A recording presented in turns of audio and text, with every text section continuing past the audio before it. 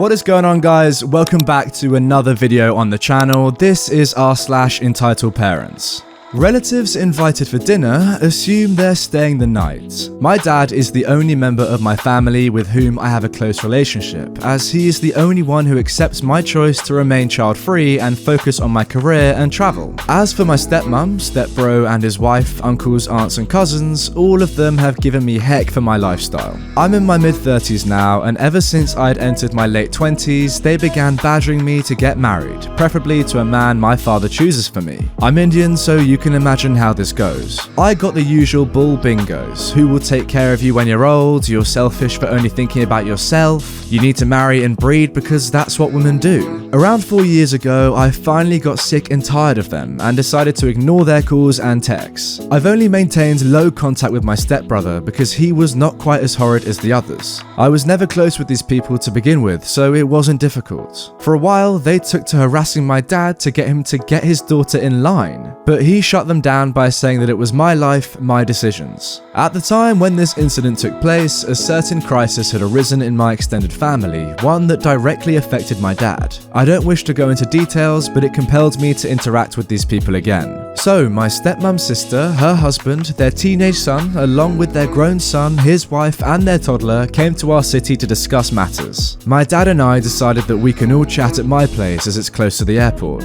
So all of these folks, along with my dad, stepmom, stepbro, and sister-in-law, and their baby are at my place. We all ate dinner and talked about the issue at length. However, it was quite an ordeal for me, as I had to constantly tell off the toddler, who is my stepmom's great niece, as she kept trying to grab my cat and dogs or make loud noises at them. I asked her parents to intervene, but they just laughed it off. My pets are very well behaved, but are not used to being around kids, especially if they're annoying little brats whose parents refuse to discipline them. As soon as the discussion was over, my stepmom's sister asked which of the bedrooms was for them. I was caught a bit off guard and asked her what she meant. Her husband chimed in and asked, rather demanded, that I get 2 of the bedrooms ready for their family. We'll be spending the night here. Oh, and breakfast would better be served before 8 AM in the morning, as we don't want to miss our flight. He said this with the matter-of-factness of a seasoned parasite. This was my breaking point. Not once had I indicated that they would be staying at my place. I just offered to host them for dinner once, that's it. Even my dad was shocked. I told them very bluntly that I'm not particularly fond of their family and do not feel comfortable letting them spend the night.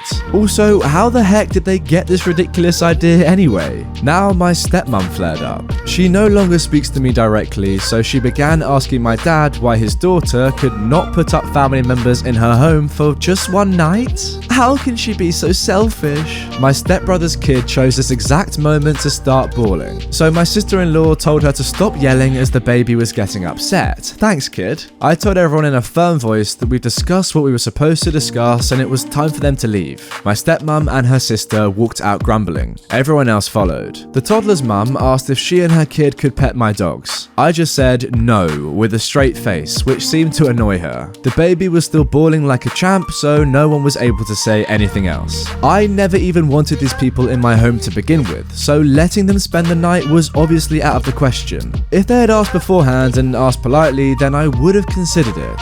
But I refuse to be a doormat for buttholes who can't keep their entitlement in check. Well, good for you. I could understand if it was your mum and dad that wanted to stay, but your stepmom's sister, there's no blood relationship there at all. And also, they didn't just ask, they demanded. Moving on to our next story. My child has peanut allergies. Remove all peanuts from this public park now. A few years ago, some friends and I went for a picnic in a public forest preserve on a summer afternoon. The covered pavilion was huge, about 60 meters by 80 meters, with dozens of picnic tables and a fire pit. Dozens of different families and groups were there enjoying the day in this public area. It was nice, and then enter Karen, the entitled mum. She planted herself next to our table. All the other tables were full. She showed up with 2 other Karen haircut friends and their squad of toddlers, apparently for the entitled mum's kid's birthday party. This park has no reserved tables. It was first come, first served. The entitled mum was huffing, irritated that she and her precious squad had to sit next to a group of young people. She huffed a bit and gave dirty looks. We ignored her and unpacked our food. All was well until I opened a bag of peanuts. We were watching baseball on a laptop. Gotta have peanuts for baseball. Excuse me, hey, are those peanuts? Yes, I'm trying to be polite. Do you want some? I can share. Here, take some for the kids. The entitled mum starts yelling and slaps the offered bag away. No, get those away from here. Get them out right now. I was totally confused. What? Oh,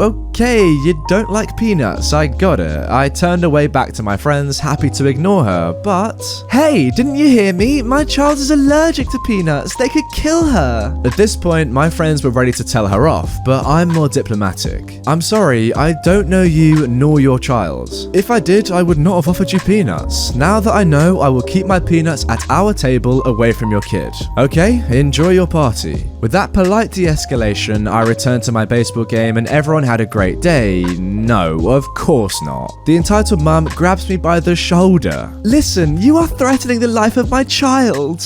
You have been told that there is an allergic child in this pavilion. The law says you must remove those peanuts from the park, now. At this point, I was in shock. A peanut law? My friend extricated me from her grasp. We can eat whatever we want. It's a public park. If you don't like what we're eating, go sit somewhere else. Yeah, it's as easy as that. We have the allergy, so we have the right of way. Sorry, no, you don't have it. It's your kid that does. That's the law. If you don't take those peanuts out of here, I'm calling the police. At this point, her Karens clucked in support. I told my friends to ignore her. They all started eating my peanuts loudly and defiantly. I was careful to make sure all the shells stayed in our trash bag though. I didn't actually want to hurt the kid, of course. Things quietened down, but 30 minutes later, she did it. A Forest Preserve policeman, FP, pulled up. EM accosted him. Those people are trying to kill my child. They are throwing peanuts at our kids, knowing they are allergic to peanuts. I froze, absolutely terrified. She was a rich, middle-aged woman in fancy clothes. We were poor kids in street clothes. I feared the Forest Preserve policeman would side with her. My friends broke out in angry protest. Luckily, the dozen other families around us were sick of the EM's ranting. Many other people chimed in, calling out the peanut throwing as a lie and confirming that this entitled mum was the instigator. The Forest Preserve policeman scolded EM for the frivolous 911 call. He also confirmed that there is no allergy law.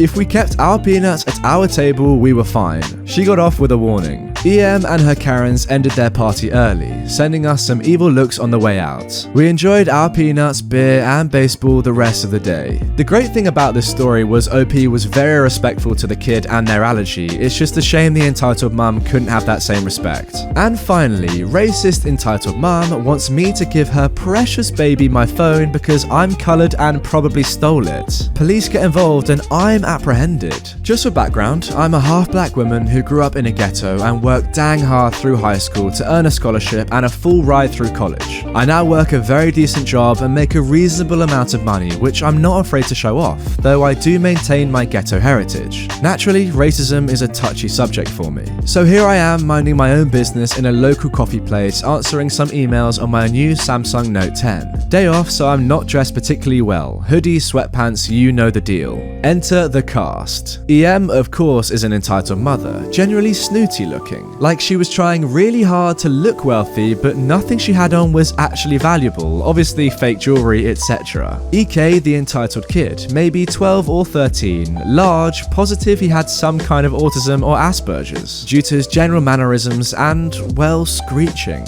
I noticed that this entitled mum and her entitled kid are staring at me. Not a big deal, especially since this is an upper class area and I'm, well, me, with my demeanour. Eventually, EM and EK walk over to me and the entitled mum says, "You, where did you get that?" I bought it?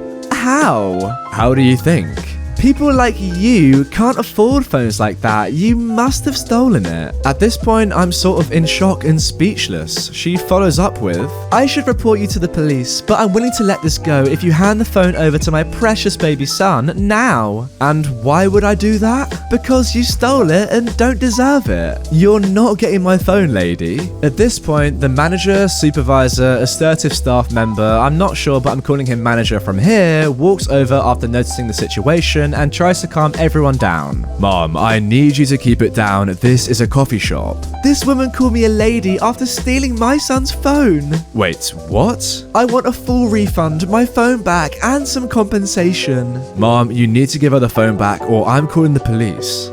But it's my phone. That's my son's phone, you lady. Mom, that's clearly not your phone. I will call the police if you don't give the phone back. Wow, this is like a 2v1 situation. At this point, the entitled kid is screeching. I can't really make out what he's saying, but he's reaching for my phone. Having dealt with racism all my life, I began to go off at all three of them, so naturally the police were called. The police immediately apprehended me, and only me, and confiscated my phone. They also took EM, EK, and the manager's statements before taking mine last. All three of them told the cops an exaggerated version of events. At this point, you'd have thought I was some homeless black person who just mugged a 13-year-old, if you believe the story they told. I gave them my statement and told them I would refuse to cooperate any further until they checked security footage. The coffee shop refused to let them check, since as far as they were concerned, it was clear I was a thief and I'd been apprehended, so what's the point? Eventually, the security footage was checked after several minutes of convincing, and everything became very awkward after that. Yeah, I can imagine.